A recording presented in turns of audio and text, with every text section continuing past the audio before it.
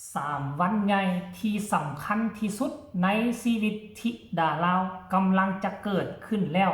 ในเดือนนี้พอผู้ศรีวิไลได้ออกมาโพสต์เคลื่อนไหวเป็นที่เรียบร้อยแล้ว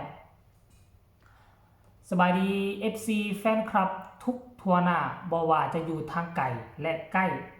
มาพบมาพ้อกันคลิปนี้มีเรื่องราวดีๆที่มันจะเกิดขึ้นในชีวิตศิลปินน้อยคนหนึ่งที่มีชื่อว่าน้องธิดาลาวลูกสาวของพ่อแม่ทั่วโลก3 วันประวัติศาสตร์กับชีวิตของเด็กหญิง11 ปีกำลังจะก้าวเข้าสู่12 ปีเป็นเด็กน้อยยากจนอยู่ชนบทก้าวเข้ามาสู่เมืองใหญ่ศรีวิไลของประเทศไทยพอมีชื่อเสียงขึ้นมากำลังไต่เต้าเป้าหมายก็อยากเป็นหมอลำที่มีชื่อเสียงทั้งสองฝากฟังแม่น้ำของอยากอาศัยบนเวทีหมอลำทำอยู่ทำกินเพื่อเลี้ยงดูครอบครัวเลี้ยงดูพ่อดูแม่ทั้งสองครอบครัวนั่นก็คือทั้งฝั่งลาวและครอบครัวอยู่ทางฝั่งไทยเดือนนี้เป็นเดือนที่พิเศษเป็นเดือนก้าวเข้าสู่ปีใหม่เนาะเป็นสิ่งที่ยิ่งใหญ่ที่มันจะเกิดขึ้นเกี่ยวกับชีวิตของธิดาลาว FC แฟนคลับได้รับได้ฮู้ข่าวสารแล้วก็พร้อมที่จะเดินทางเข้ามาร่วมวันที่16เป็นงานใหญ่งานแรกจะเป็นงานเนาะหนังตะลุงลูกทุ่งหมอลำท่านผู้ชมหนังตะลุงลูกทุ่งหมอลำบวกใส่กับเป็นวันเกิดของน้องธิดาลาวซึ่งวันที่16นี่จะได้ไปแสดงอยู่ที่มุกดาหารพอดี16กับ18แต่16เป็นวันที่พิเศษซึ่งเป็นวันเกิดแล้วก็จะมีคอนเสิร์ตที่เป็นโปรเจกต์รวมกับเดียวหนังตะลุง54 นาทีที่ผ่านมาพอผู้ศรีวิไลได้ออกมาโพสต์เคลื่อนไหวว่า16 มกราคม 2568 Happy Birthday ธิดาลาวบ้านศรีวิไลสำหรับค่อยมองว่า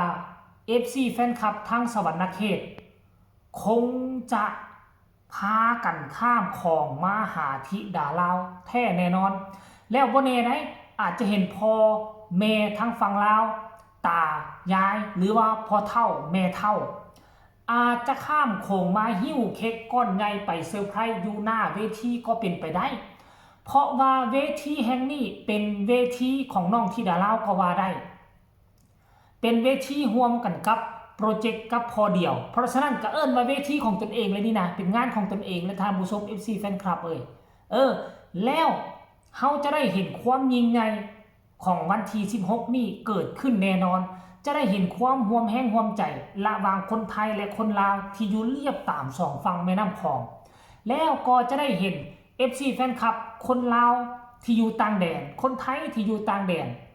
เนาะอาจจะมีมาลัยพวงใหญ่มาเซอร์ไพรส์ในวันเกิด 100% จบจากวันที่16วันที่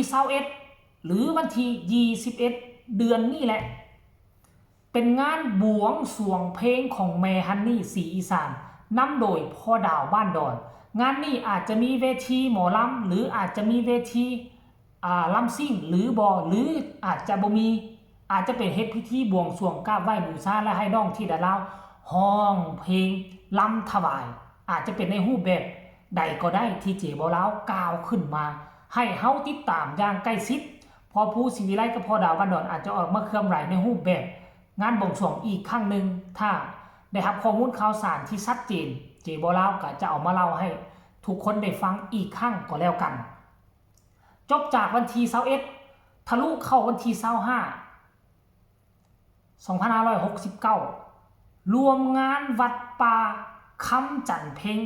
ที่อำเภอทาคันโทจังหวัดกาฬสินธุ์ท่านผู้ชม FC แฟนคลับความจริงแล้วนะในเดือนหนึ่งนี่นะงานของธิดาลาวมีบ่ต่ำกว่าเกือบเกือบ20งานพุ่นได้เฮ้ยเริ่มตั้งแต่วันที่12หาวันที่22หา22นี่จะเป็นงานของหนังตะลุงลูกทุ่งหมอลำเนาะเริ่มแต่12 13 14 15 16 แล้วก็18 19นี่มาแล้ว1 2 3 4 5 6 7 7งานนี่มาแล้วเนาะ7งานนี่มาแล้วยังอีก3งานยังบ่ทันฮู้เทื่อว่าจะเป็นวันที่เท่าใดแล้วจะอยู่จังหวัดใดเขตใดอำเภอใดท่านผู้ชม FC แฟนคลับให้ทุกคนติดตามอย่างใกล้ชิดก็แล้วกันสำหรับค่อยกะห่วยรู้สึกดีอกดีใจเนาะปกติขั้นกรณีว่าเป็นวันเกิดคนมีกระแสคนโด่งคนดังขนาดนี้ขั้นว่าบ่มีงานสิพอผู้สิวิไลก็ต้องจัดไล่สดอยู่ทางบ้านแน่นอนจัดให้ลูกสาวที่ดาราแน่นอนคันบ่จัดใน FC แฟนคลับเขาเจ้าก็ต้องทักหาถามหาแน่นอน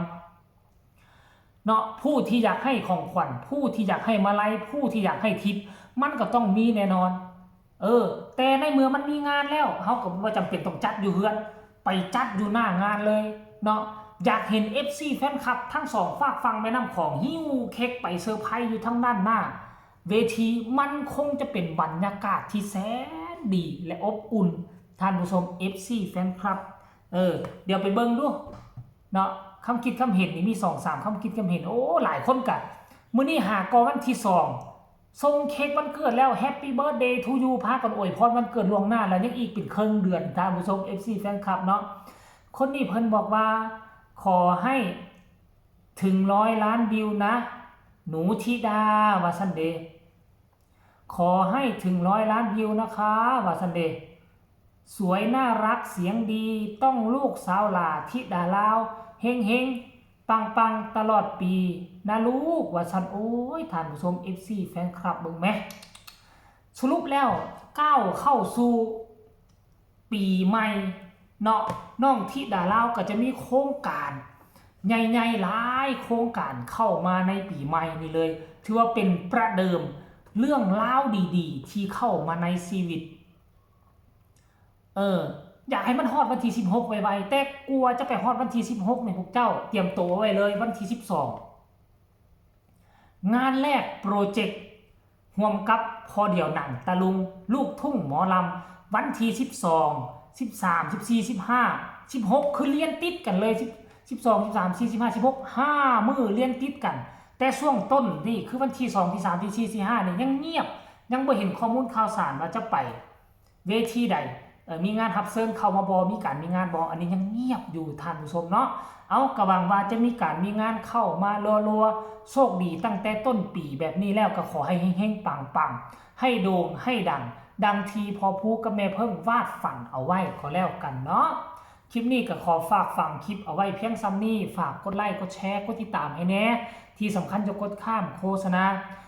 ผู้ใดอยากส่งกำลังแห่งใจให้ธิดาลาวกับครอบครัวศรีวิไลก็สามารถส่งผ่านช่องจีบอลาวได้พ่อกันใหม่ในคลิปหน้าคลิปนี้ลาทานผู้ชมไปก่อนสบายดี